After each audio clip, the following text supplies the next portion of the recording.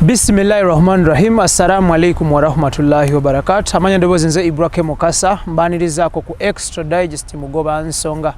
On this beautiful day nina mukwano gwange cbtalker nga tiktoker muzanyi wa comedy online bazanyira online era nga bavubuka bakola obulungi ennyo. Bobeera e Bulaaya eyo be bavubuka abatwaliriza waka w'abantu e Bulaaya. Abantu banyumyanga nti ebintu bya Uganda bituyamba okutwaliriza obudde, but nange bwe ntambula twali Sudani wano juzi ne Idris, Sudani ya Maserengeta nawe awalala Idris twali wawalala twali ne Sierra Leone wano nga ewaka wamwe gwe tulaba. So cbtalker nkwanirizako ku show. One njagala kusooka kwebaza atayeeno njagala nnyo mbadde ndaba nnyo atayeeyo teweddeeyo ebulako kikati ebulako kuloko wasi kinigina kyange n'empale jento just obudde oli otya ndi wano ndi bulungi nkwanirizako ku show njagala obuze ku balungi abatulaba balanga balungi abatulaba mbalamusiza manya n'eddoboozi cbtalker nenga manya matufu bampita Onjeyo Joshua ya mwena mbagala nnyo bantu bange abali eyo. Joshua bakuzaalawa? Banzala Makindye. Okulidde Makindye bakuzaala Makindye? Makindye banzalidde Makindye. Well, that is very good. Naye nga ovaawa muvaawa? Palisa. Muva Palisa? Yeah. Palisa waliyo essomero eyo baliyitanga Paland Lisa? Sikulidde eyo. Naye baali bagenda kuntwala okusomerayo naye nga tetulina gwe tumanyiyo nga tetubitegeera. Omanyi abazadde b'omu Barracks ensambi awo bwe baawuliranga nti omwana yakoze bulungi ku buloba nga bonna babatwala buloba, omwana yakoze bulungi St. Francis Ntinda bamutwala eyo, so baali batutwala eyo. So Palisa ogendayo? Ntera okukyala wasembayo ogende Palisa? Mbiri nga abiri awo kirabika. Toddangayo? Siddangayo. Palisa boogera lulimi ki? Lugwere? Lugwere nenga fe tuli awo musayi gwe gubuzaabuza. Naye nga olulimi olumanyi so byogera ebye olulimi? Ndumanyi. Olumanyi? Ndumanyi. Naye si nnyonnyo nga bali ababeerayo. Osinga tegeera Luganda? Nsinga tegeera Luganda. Ozaaliddwa Makindye, okulidde Makindye, owangaalira Makindye. Era ontwale walala mba mpulira siri comfortable. Okay. So Makindye ali atya? Makindye ali awo mpola mpola. Njagala ompe endowooza yo ku Makindye. Buli muntu, buli muyimbi ayagala Makindye. Studios ezisinga ziri Makindye. Bakomedian abasinga bali Makindye. Bonna. Fera tuli Makindye. Lwaki Makindye? Tuyuggwe ku lwaki Makindye? Kifo kiri blessed. Yeah, kiri so like talent esibukaawo. Yeah, kuba wonna ne wotunula wonna mu bitundu ebyenjawulo. Makindye like nawo ne wenkyogera Makindye nayo kenyini owulira kuba nawe kimanyi oyinza obatobeera Makindye nenga wali baddeko Makindye. Nali mbaddeko Makindye. Kirungi. Extra digest mugoba nsonga kwe tuli tunoonya abaana bano, one, to empower them, two, kuba wa platform because we are strictly Ugandan, strictly local. So tubanoonya tunyumyemuko nabo. They are a great team. Abaana bazannya obulungi nga bali so positive. Bakyusizza obulamu bwabwe. The likes of Mickey seems too funny, Landlord, Jose Chakala, my good friend Sebo Kasam young boy, waliwo pastor azanyanga pastor ku TikTok mumumanyi. There is my good friend from Chibuli, that is Yashi. Mwagala nnyo. I've never met Yash naye mwagala nnyo, njagala musinkana. Ye Yash Papi? Yash Papi njagala musinkana. Abaana bangi nnyo abazannya obulungi nga bakabi bintu byabwe byakabi binyuma. So nsazeewo noonye cbtalker ono tunyumyemuko naye tulabe kiri kitya. Muzannya comedy ku TikTok. Sikokka. Mwaka sazira abantu abamba tuyita ba TikToker. Fine, TikTok ye app esinza okutujjayo. Oh, that is very good. Yeah. Esinza okutujjayo naye nga we are not on TikTok only. Ne social media zizo n'endala kwetuli. Yana wogenda ba ku Twitter gye tuli, Instagram gye tuli, Facebook gye tuli, gundi YouTube kwetuli. Era nawe otuuka era olabira ddala ng'amaanyi. Otuuka otya ku mikutu gino? Ku mikutu gino? Batya. Like otandika otya okukola? Zibu mu katono nnyo kwewaayo naye media zezo zimu zimalamu amaanyi kale era oba toweewadde oba tomaliridde so bivaako ng'obuzibu buvuddewo ali kagwe kenyini kasita weemalamu amaanyi oba bivuddeko like kubanga kati ono content ono kwewaayo like omanyi ngamba mukwewaayo kubeera creative n'ogamba newe mpulira kite kinzija ku mulamwa. That is good. Mission kubeera kino ngolo yange kubeera kino okeka kiringa tugeze ng'osoma oba oli mu kusoma mu kirasi n'ogamba njagala beera nga nze omu ku bagezi abasinga abakulembera nkulembera basikyonze nganze omu ku top ne baba top 5 buli wosoma bw'otyo ekitabo bano bobeera nabo ne bagamba oyitasoma naawe tebina makulu osobola ova ku mulamwa kasita obawuliriza kansobola okuba nga nzannya nina bakyali bange ibula nangamba byozannya tebinyuma nzigwamu amaanyi oba owedde kasita obakkiriza naye kati ongamba nti byenzannya tebinyuma nze ngamba nze ndi wakabi byenzannya binyuma. Self esteem wekkiririzaamu okuba number 1 fan wakwe kennyini nga gwe bagamba ani number 1 fan nze kennyini. Semikutu gino gyonna tulina Facebook, tulina Instagram, tulina Twitter, tulina Snapchat, tulina TikTok and many others. Watandikira ku mukutu ki gwe cbtalker? Nze ngaze anandikira ku Instagram. Ngotekayo ki? Ngazanira ku nyimba z'abayimbi. Kyali kitya? Nanyiganga. Lwaki? By the way, my first time nayinga ku Instagram okwo nga jika nali dancer. Nali zina negati nga mpulira enyimba ezo wemanzanyirako like kijja nganya nnyo kubeera mbayimbi kati nga ngira nnyo mwakusomero ali mututu makusomero kuba primary yange paka gye namalira wonna teri somero nagendako nenvayo nga sister. So wafunanga obuganzi mu baana nga abaana banya nga zembeera ku ssomero nyiza okulinya ku kiyungu bakuleetera emmere baleeta mmere ali nga ningako kati nengamba life eri ku ssomero gye nsomedde bino gireetawa eno munsi nenga balina okuba wakabi batugamba nga bwomala okusoma ensi eyo kya naggwamu amaanyi by the way kuba naliko okuzanyira ku luyimba naye nga netukesera nembikoowa nga toyitawo nga sikuyitawo nga abayibi benjagala bantekeyo tebanteekayo golaba omwana akola ka challenge ke oluyimbi nakateeka ku page oyo omwana muwa respect aba alina kye bayita chance. Abayimbi nga tebateekayo sikwogera bubi oba tebabiraba oba tebabeera ku mmere oba bali busy oba sibe babeera ku mmere oba biba tebinyuma gomwana atwala obudde nagobizo ga tebinyuma omwana ina akoze ka challenge kuba abantu bayinza oba mu 1000 togenda kugira video 10 n'oziteekako kuli otegeera wano bya kikola naye ngamba like omuyimba balina otwala ku budde bambi abaana batwala obudde. Luyimba ki lwojjukira lwe wateekamu obudde ne lukumenya ne lutaggusa nsongayo? Loko lwali lwani? Fix America. Oluyimba lwonna naleeta bayita ba Chris Media nabaleetawo emakindi okuva ku military wonna ne tukwata ku kkubo emmotoka ne baziyimiza nenzanyirakawo mu luguudo nalukolera ddala wandeseemu Loko naye tebakola kye nali njagala kuba nali manyi nogendako ku peegi z'omukulu. Omukulu teyakuteekayo? Yateekayo namunoonya bayirawe namunoonya omukulu sinenya mukulu naye nanoonya omukulu nenoonya ku bano bonna bamubeerako nga bakuba ekikono otuuka kwa mulikono olowooza otuse ku ye yennyini nga teyematira bito singa oli atebasoboka. Dushime's UK store esangibwa awo ku Arena Mall Ensambya. Batunda only UK products, batunda masati, batunda empale, batunda perfumes, deodorants ezakabi, engato, office wears, casual wears, weekend wears. Baba iseba Dushime's UK store balese by'abaami n'abakyala strictly from UK London. Bekwate oyitayoko. That is Arena Mall Ensambya. Ogenda okuba ngo basanga baba iseba Dushime's UK store. Atenga boba Roast Coffee Academy. Fish round deira waliye Dubai bagamba jangu bakutende kobere barista tukanye n'omutindo gwensi yonna ng'obikola byonna e Kampala bagudewo etabi wano enajja nanko kimu ekigwera bekwate buli kimu kitambule bulungi nnyo. Tuline cbtalker comedian muzanyi wa mizannyo tiktoker musanyusa. Okay, Instagram ogivaako otya?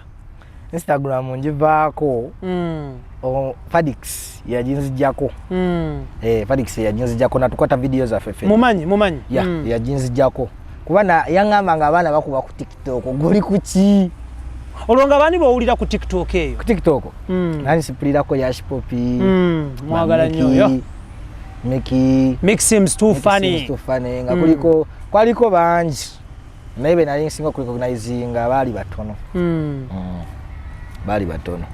Kala budde obangamba vaayo eyo kyokoddeko eno kati nga nze sibiwa budde kubanga nze Instagram gye nali ngampo Instagram ya YouTube nali mbiwa budde lwansonga nali ngobera nnyo aba Nigeria nali ngina aba Nigeria bange besinga okwagala nakati era nkibe nkyagoberera kati nga benkola ki bengoberera bye bakola nenga maze kati olwenge bali munange nja kikuwa ku Instagram mama nga muliro gokka nga muliro nga tebitambula so nagamba ogende ku TikTok nagamba ngende ku TikTok first day ku TikTok first video ku TikTok ojijukira njijukira yali ekwata kuki yali kali kalango ngolanga ki ne mali snacks sababu snacks be bali bampa nange ubeerawo makindi company ya chali wange nanyiniyo mukwano gwa chali wange jika nali nzanyanga negira kwani nabayimbe balinga banteekayo ngero liwala bagamba aye kaogamba no mulenzi wa white face nali nesiga white face ngazanyira ko nyimba ba John Black abo nga teri challenge nakola John Black nandateeka era yo mu respect salute John Black yeah ku page ye nali ngambeerako ngero bwe nonya CB white face ogenda ku page ya John Black kuba yo nali mbeera yo ngamuta mukola ne message nansindikira nangamba kola kanteekeko yawe ye mu respect kati na kolina nampaka kanyo man snacks nekateka ku Instagram kati TikTok ke kasokera ddala kakola kati ya olunako nagulawo TikTok nakola follow to follow jimani ate sibimanyi ebyo following omuntu nakufollowinga follow to follow onako nagulawo TikTok nawe ekyo kiro kyenyini naweza abantu 5 kuba nali kuli following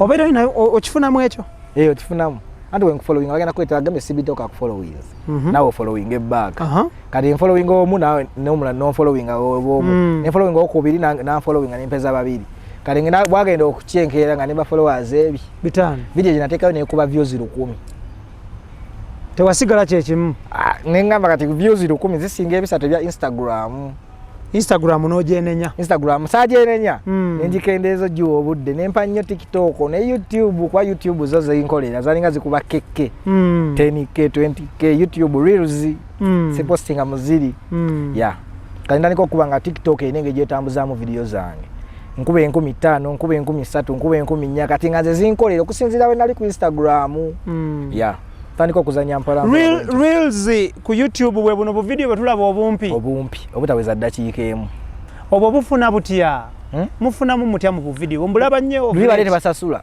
negati basasula babo sasulira naye libalete basasula okay libalete babusasula naye katsazo nayo busasula kati omuntu aleta bu posting sawa zino bojalwana kuba bagala 10 million views tekisoboka nga bawanise nekati kati kufaade bazipostinga kati nze sawa zino ndi mu 8 million ogenda kuba 10 mbulayo 2 million nkube 10 million je baba agala okutandika ogisasula jika libade basasulango wezeza wali oweza 4000 hours ku YouTube nga watandika kola monetization buli kimu batandika kusasula views neka sawa zino babikyusiza kati shorts libade bazisasula kati nazo bazigaseko bazisasula chekeza obo kuba wali n'okuba ne wano obo maze okay okay tutunulire TikTok eno breakthrough yo ku TikTok yeriwa breakthrough like in a sense that abantu kwe bakumanyira to realize nti you also exist cbtalker Askari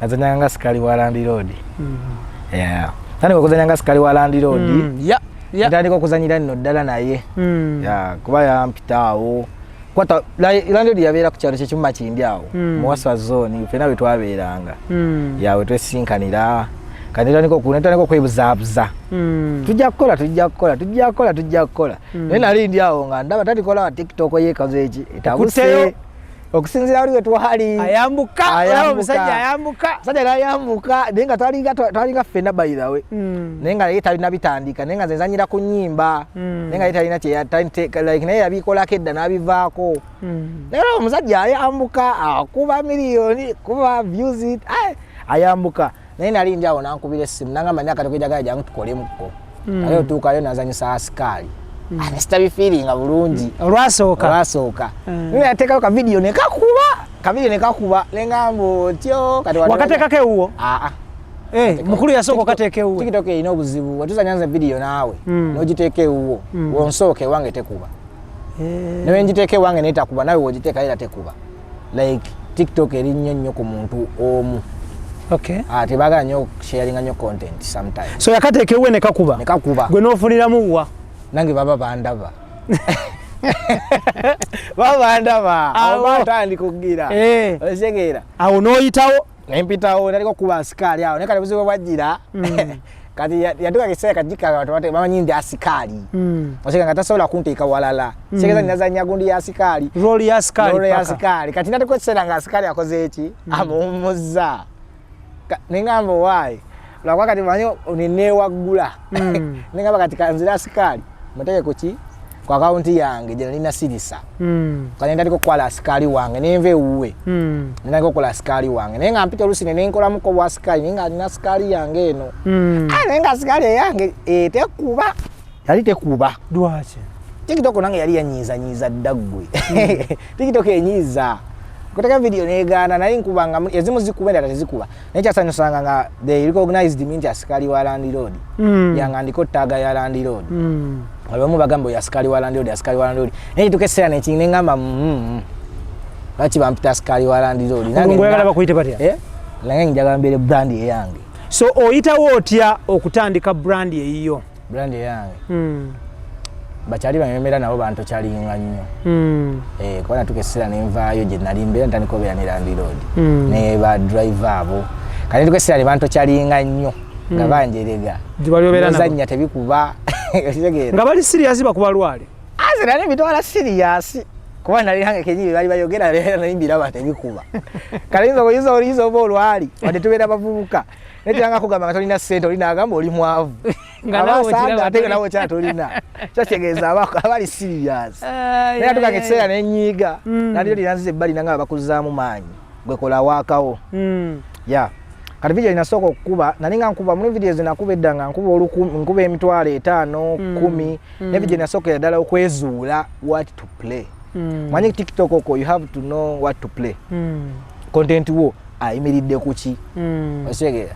Nogamba nti omulenzi oyo newoza nyango obukira kye kibobosanga nga kwa account zaabwe ayina emitwalo 2 ayina 8 ayina 9 ayina omutwalo ayina 5 nge namba tezigatta neka tugenda ku page zaffe namba zigatta ransonga the content we produce osobola omulaba n'olabanga kye nazannyako edda ransonga tutambulira ku level with weight osobola osanga omuntu yena ayina azannya kuffe ba content creator ffenna nga bana like abali ku level ng'olaba views comments likes ziri zezimu ransonga oli aba yezuula Nogena sanga omwana le yazanye ku bya boda yazanye ku bikineka tinsawa zino kwezuula kwaye nasoka. So right now what is your character? Right now my character ozanya ki njiriba buyiribi bikola ati basoga lida esinda bakwezuula nezuula nazanye bya bakazi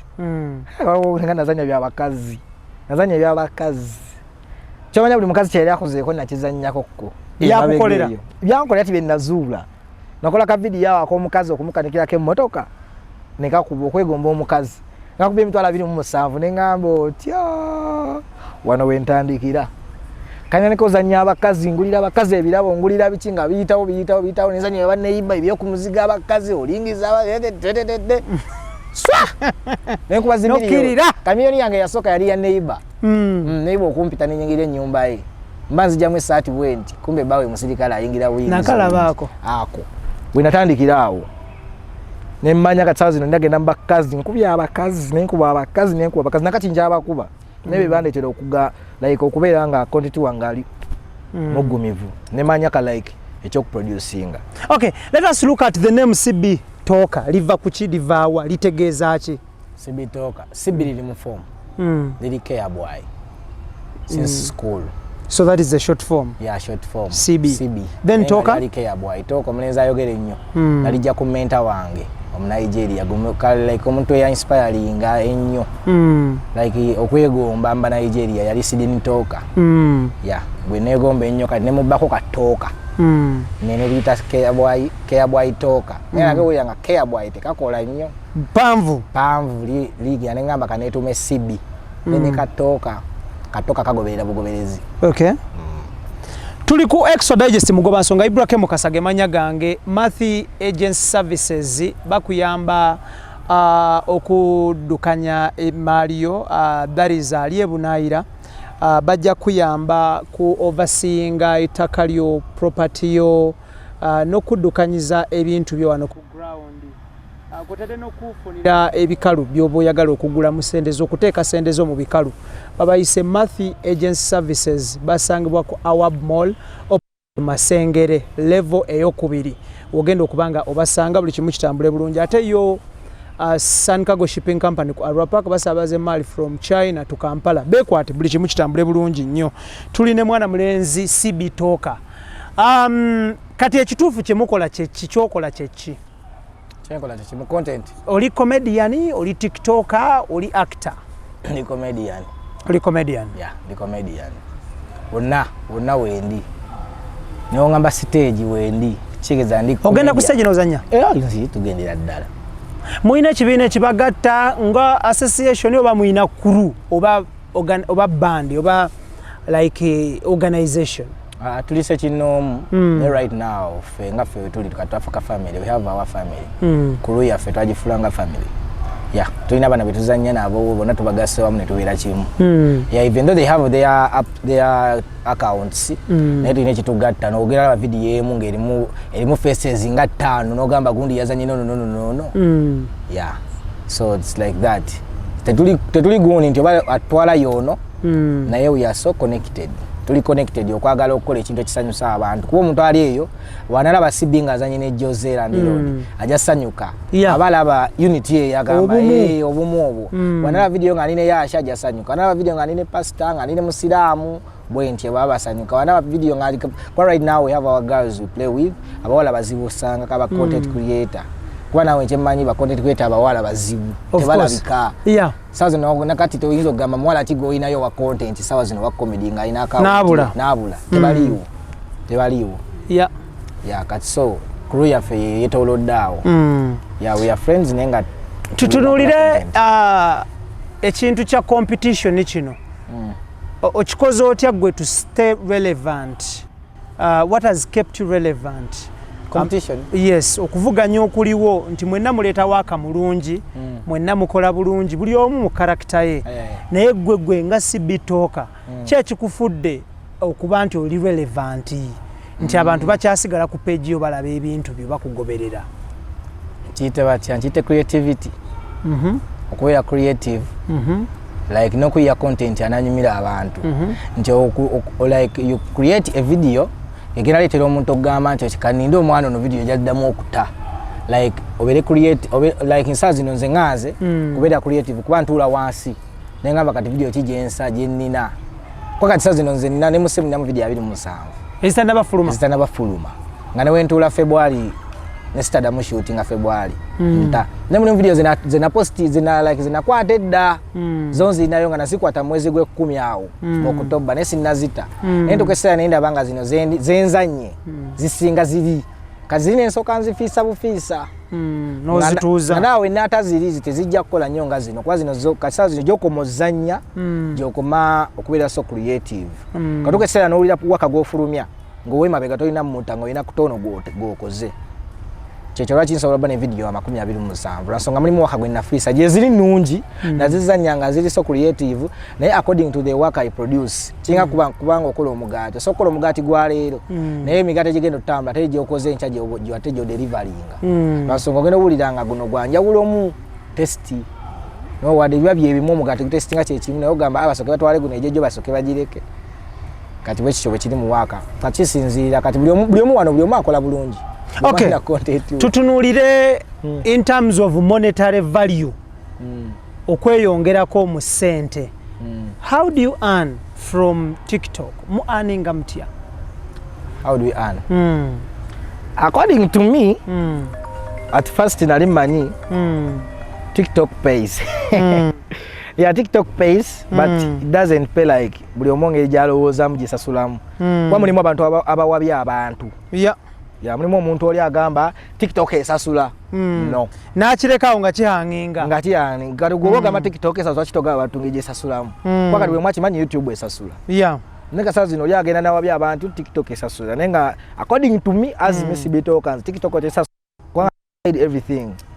Kwa right now I have tried to even go in gifts zebagamba when you go live they give you gifts. Bashegera. The gift says ozikyusa nofuna mu sente. Bampa the gifts Ibra. gifts nyingi ze bampa wozi wedda muzikyusaamu ogalaba ng'oli muzannyo ogala ng'olinamu $2 $3 so according to me TikTok ngifunyemu naye ngifunyemu mu ngeri y'enjawulo sanze like nfunyemu mu adverts obulango kuba nkola obulango bungi yeah kati I earn money like that nenfuna sente zange mu bulango bwentyo then ne bana emikwano nina emikwano gye nfunye kuba TikTok kyoga kubira omukwano gwo mugambe mutasa ya 5 ago sikankwebumira abo bomba alina nina bano benina nti simanyi na video shoot naye mbulako emitwalo nga 3 ogiyimirizaawo abo nabo mbalina naye nga mbafunye ku TikTok yeah ndifunyemu ebintu bingi waliwo ebintu byolabako ebikalu without mentioning nga obirabake wakanga bivudde mu mulimu gwokola nga bivudde mirimu gyenko mbirina nga mbirabyeko nengamba ka kino nakijja wano kino nakigula mu sente za gundi ewe biri mulimu nagufulira ddala mulimu kuba sikola ate ndya wensula weho ntambula nkola shooting sikola. So when do you shoot? Olunaku shootinga skits meka oba clips meka? Buli week in shootinga. Never when shootinga clips nya. Okay.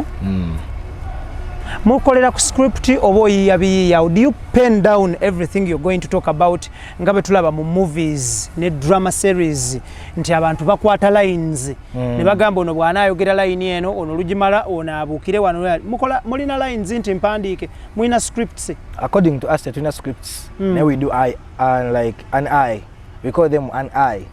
Like nsobola gamba this skit is about omukazi omugaga yego omuwala omulungi omugaga yegomye omuvubuka atayinaamu kati sawa zino according to us tulina kyetuyita eye on eye like nze nganze sifenna nekati nze nganze I have my notebook sobola okunotinga down n'ekintu kyensanze mu kkubo ne kinsanyusa nekinotinga down nekyendowoozezaako obutanva mu mutwe nekinotinga down nesiwandika script kati sobola ogamba nti kati saa zino gye ngenda ozannya naawe ibula ngenda zanya ku video okwefula nanyini kamera nefula nanyini kamera n'ekikazi ekyagala ebintu by'amawulire ebyo kanjagala wali tutuuke nga nze mugagga naye okutuusa wali nga nko kujoogereza ogenda okakananga ate goye biyiye ogamba waze wano ngamba mbere nkole ate kati oli kunyiza ebintu bibyo bigondi kati ebyo bintu ekyo kiggwa kitya ekyo kiba kiggwa kitya ate kasindekamu shock. That's why I don't complete the video nkolekamu omuliro nkolekamu ebogomu video ewedde etya. I don't end video like nenji endinga bulungi mbwate kyagwa bwekitya kolekamu efumu edikolooza waliyo part 2 kumbe teri ogenda kuddenkeera waliwo akatambi wali ovuga motoka ya mugagga oba wali mu motoka ya mugagga nga mwosigadde n'okwata check n'ogiyiza nali driver n'owandiikako enamba y'essimu n'ogiwa omukazi such scenarios oyiya kiyiiye oba waliyo kirabyeko? Mulimu ekintu kyonjiyo obuyiiya ne mulimu ekintu nsobola yiye ekintu nga goliyo waliyo kirabye waliyo kisanzeeko. Right now nze creating ideas nengamba kati sawa zino akakantu ako kalaba kava mu kwemakula kuba nakayitamuko neemakula ine muloka kyali wange mwe neemakulira naina waliwo akataba akalimu naye akataba ako kalimu ssente kali ka notebook mwalimu emitwalo gye bajali 5 naye according to me sakola ki sajiraba kati kali ka notebook nga kati nga kalungi kati nengamba kankajjemu mbere nga nsikozesa nnyo notebook yaki ya simu kati neneemakula nkole ki katwale kati wena jamu akataba ako mukundoza mufulume motoka endovesika eryagwa kati kyali wanga ansanga nfulume motoka nga matakataba okatewalawa koze just mbali na kugamba kuba nkagala just mbere nga mpandika mu content nga bali mu sente za okebera nga sente mweziri nchagwa kiti ati namugamba nze nkajjeyo bujja takensanze nakafuluma nangamba wozijjemu sibiro nyamuga sente sinazijjamu nemugamba omusajja sinina sente zenajjemu nangamba sente ozijjemu bayira oyo muniga yanyigira n'okunyigira naye nenjigamu obuteemakula kati nengamba kati kana akantu kano kalungi naye nkakoze ntya kati nenfuna ekirowoozo kya cheeki nowandikako enamba y'essimu nenjuza nenteekayo mugaga yajja ngamba mpeeza ku cheeki eyo giwe omuzimbi manye kizobeeraawo ate oba ogobeddwa tekiggwa mugaga bagenda kugoba naye kati zino basina kumalirayo bala nakuleka efumu liga kali akalenzi bannaye kazanyina video nga gye kazimalamu kalekamu efumu bwentyo bwenkikola. buli omu alina enkozesa ya social media. Buli omu alina bwa surviving ku social media. Banji bazikozesa nga platform to earn money. Banji kutuukiriza birooto byabwe na bigendererwa byabwe. Abamu kulwana ntalo zaabwe. Yeah. Gwe lwaki ochoosing that route? Era lwaki wa choosing that route? Nze salawo kusanyusa. Kuba since my childhood nali njagala kufuuka wakabi. Era kati njagala fuuka wakabi. Kuba sinabafuuka wakabi. Like sinatuuka wenjagala. Okay. Yeah. Kazi nasalawo okusanyusa lwa nsonga nali ngambira nnyo mu bantu nga ndaba baseka. Mulimu abantu bobeeramu nga buli kyogera baseka n'ogategeeza nga banyumirwa bagamba tanti wegendeko wano waliyo vibe naye gwabulawo. Kati wotagenze ne bagamba mwana singa abantu banga mta Josh singa Josh wabadde eri mwana nje singa wabadde abaana efe wadde bowadi mwana nigwa ino tuwe kitandika like okubeera omugezigezi omukojjukoju. Yeah. Naliko sana ngamba kati sazo no bukujjukuju no bulete eno. Ali baida n'ekyasinga okumpaliriza okwagala obine byokola ebyenkola. Ebyenyimba byanzijja mne ngamba kati I have to create my own. Nokola ebyange balabe byange nga sagala bandabire ku byabalala. Yeah, nenda yo creating ekyange nze ngana. Let's look at that attire. Lwaki that color, lwaki that material, why that? Enono attire yava wala yava mu kwejerega. Nali nyambala sati ya green ne sweater pant. Ne driver manyi driver yo by the way driver wa Landlord. Wa Landlord. Ye muntu by the way asinga ngokunyize nnyo. Ebyaddalo bya kuzanya. Ebyaddala nga si bya kuzanya. Natokesera nga TikTok ninjivaako. Olwa driver nembigala nenga bafadikise sida muzanya video mwana. Video tezitambula atono muniga nnemerako. Otegera nenyiga. Driver ne mubulamu obwaddala abeera asudia. Allah! Togezesa. Otukesera omuntu asagiriza. Ala omwana. Osobola nyiga. Era wawera mufe njogera kino. Wawera mufe nga toli mugumu. Oba waze tukyalira osobola okuddayo n'otuviira. Nogazi driver kimubiri mugende ko Landlord. Igenda yo Landlord. Takusobola. Driver yanto kyalinga nnyo. Yandetera nofuna kino ekyambalo. Wasi yasoka nangamba sikuba. Nangamba toli mbatu. Kali yangamba koko nkutuze mu motoka oli waka. Imakaze nozanya nga twejerega. Nimaka gwenzanya nawe. Nze fesi yange bagira bagwite bakulaba bakumanyi. Gwe bakumanyi. Nangamba ze bamanyi. Imaka bamanyi linnya tebakumanyi. Driver. Nemugamba tugende wale tiyimirirenze nawe. Ani driver muganda wa Idrisi. Nengamba tugende wali bali kutugamira ani gwe bamanyi. Gwe bamanyi driver bamanyi linnya bamanyi ne face. Nangamba nkuvuge mu motoka tugende mu katale ekibuye. Nengamba Gosolo genda yo. Lezo kanesi kamuko nga ndaba nkwa mitwalo ena. Neganyizo tukechibuye nga teri andaba. Ngataba ndaba bali eri walala. Nemugamba okuntwalawo sikwe kumanya. Nze chini tewandiko bebo mitwalo ena je jange. Nangamba anti kasine follow tonaweza mitwalo 5. Biseyo nalisi naweza 5. Nemugamba jajji kuba. Kale ngamba Landlord impayo ka video kamulagala tugenda kuwa video. Nenga majagaza nyako Landlord yabere ku page yange. Kaji jena agamba wata naweza mitwalo eji. Tetugenda ku page yo. Nenga majoze ebyo byali ebyo ebityo bikola. Yeze nangamba ono yesta asaga nawe. Nangamba tatasagira mu ebyo nze ndi serious ngajaga kuzanya nawe video tangamba. Nangamba weza fole mitwalo eji. 5 tukuwe video. Nenteka kuola ali nenkwetinga waka wange. Nenkone 5 saba nyiga. Nengina paka 7. Nengamba Jose kati Jose fadikisa ngina kujencha tukole video. Nangamba ngato naweza 10. Ne bazongeramu. Nenyiga, nempika waka, nenkuwe 10. Nengamba sijja kuddamu banyiga kucha video kanso kensiri kati ngambira ni Jose. Nengamba kirunyiza wani wa Landlord. Kambere ko hola nkwetinge waka wange. Kati nkone mitwalo 15. Angamba kati mu bantu nno muli oyo Landlord driver atani sokukiriza amaka tono ngamba yatonna watu se kati nganyiga kumbe ampushinga okole nnyo mbere nga sobola nagamba nti njagala zanya nagundi kati ogenda otyo kino kichi blouse sati takubye nnyo blouse kino eno sati chechi fule sati ya mapesa ne blouse nyingi zili kama ne blouse zili kama pesa of course ya tai to ngata tai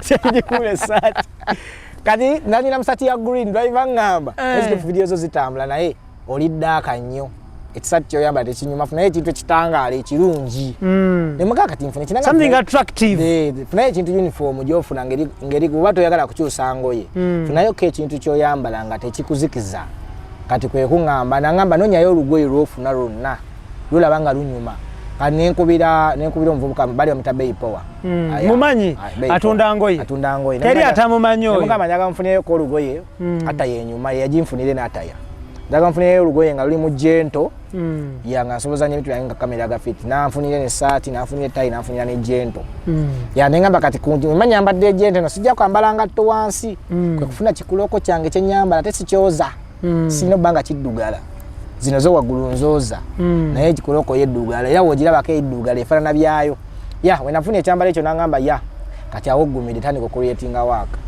era y'omu oyo driver Jose and also my friends be bampushinze okutuuka wentuuse.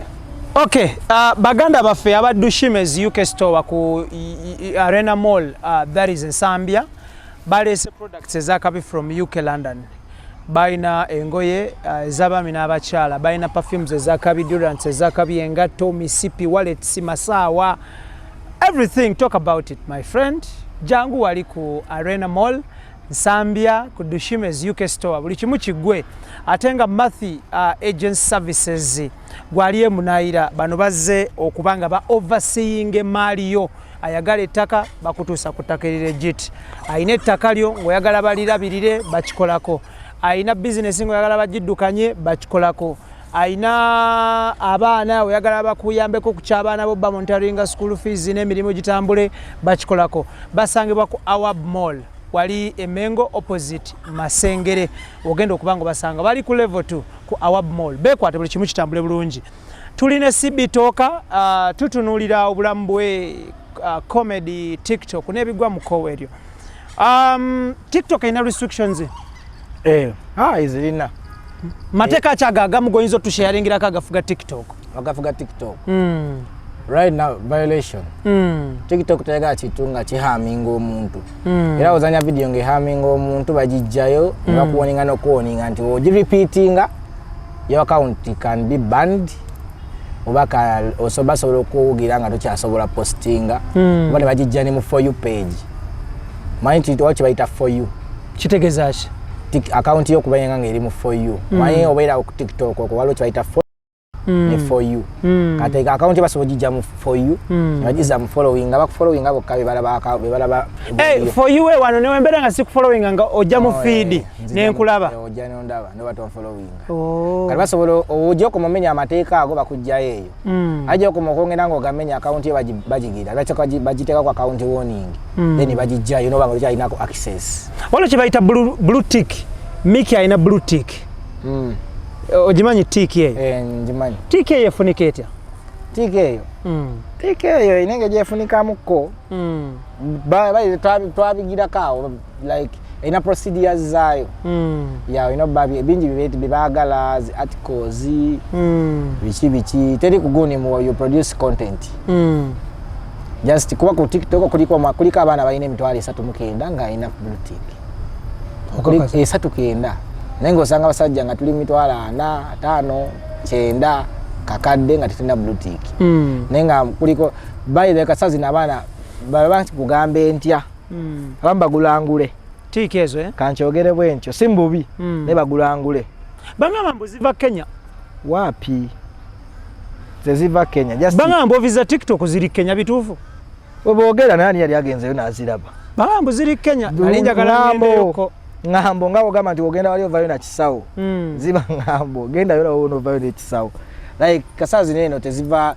bogera nti ziri Kenya neve tulina bujulizi nti ziva ziri Kenya office zayo nenga according to us like bitunonyerezako waliwo abana bamwe ababikola kebyo okufuna blue tick naye according to us bawa wetagisa articles oyine ebintu bingi bewetagisa neka ojasanga omwana nga ine emitwalo 3 mukenda obakimu bani bona balina zi blue tick ya osanga ya big tree ine emitwalo 4 mukenda ina big tree omuyimbi ina blue tick kati which means fair ya blue tick nungi naye for us to produce our work. Okay, part 1 yaffe wano wekomye. Mu part 2 yaffe mugenda tufunirayo one scene nga muzanya tujje tukwateyoko because out there people want to see how you people do your thing in one way of pushing. Of course abantu ebweru eyo ababawagira balaba ebintu bino balaba ready product but twagala kufunayoko behind the scene oba in front the scene whatever ye part 2 yaffe ojja creating ayo time this week oba next week ofunayo olunaku olutuwe tujje tushooting behind the scene any scene gy'olya nti oli comfortable for us to come tukwateyoko akantu. I pray obeerawo ne Landlord, I pray wabeerawo pastor, I pray wabeerawo ne Yash n'abalala of course inshallah. Ne waba tebaliiwo no problem, ne waba webali no problem still. Obaka bo busembayo tuduke bakanga busembayo ndasooka ntumireko ku family yange yonna. That is good. Ne muganda wange ambereddewo okumpeera school fees buli kimu paka wenatuuka. Wasoma paka kyakumeka? Paka form 6. Okay, that's good. Yeah. Nembivaako covid yankyankalañamu katini. Yeah, ne right now njako like n'okwebaza mikono gyange gimbereddewo. Many friends nze manyi kulidde mu mikono gya mikwano gyange. Yeah. Nyakwebaza mikwano gyange mu especially nyakwebaza nnyo Jose Chakala Landlord. Nyakwebaza driver Guta. Waone gine mikono gyange gye Machinje Ivan Junior manyi okufollowinga nnyo wonna. Salute. Yeah, Junior Ivan ne kansala sijja kwerabira kansala ye kansala Fausta Bitano na Lubega mwana wa Nupo oyo mwana wa mutumiddeko nnyo wa Machindye yatwala Machindye yaffe ero kansala ero C5 ya mutumiddeko oyo naye yambereddewo buli kimu okutesinkana yabangi nnyo more especially right now ngenda sinzira nnyo okugamba nti nebaza nnyo timu yange mbereddewo abaana abo balaba nyizo basi baba sente nemba transport naye gwe bweballo nze sibasasula, I don't pay them.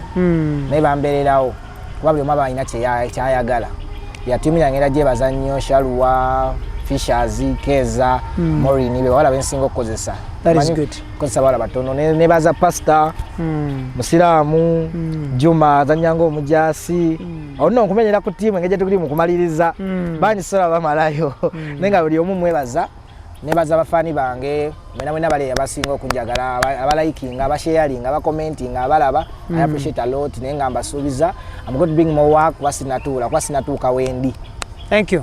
Kyeyongerako eddala kuba mpulira wendi siweni n'okubeera ddala waggulu nera nga nkomekereza ngamba omuvubuka yenna ali eyo ng'olina kitone tokituulira sigala ng'olemezaamu kwasaze tomanya oyinza okugwamu essuubi ng'obadde ogenda kukuba nkya ne just sigalako ng'olemezaamu mu byokola. Esawa katonda abasazeewo ng'essaawa yeetuuse teyayinza giymiriza. Thank you. Tetugenda kubanga tusukka wano njagala kwebaza Idris Lukwago, Daniel Mugoya, Keith Kanabereto ne Senabulya. Thank you so much. Thank you so much Dushume's UK store ku Arena Mall Ensambia. Thank you so much Mathi Agent Services. Thank you so much Roast Coffee Academy. Thank you so much Sankago Shipping Company. Ibrahim Kasage manya gange mbagaliza birungi byerere. Assalamu alaikum wa rahmatullahi wa barakatuh. I see you.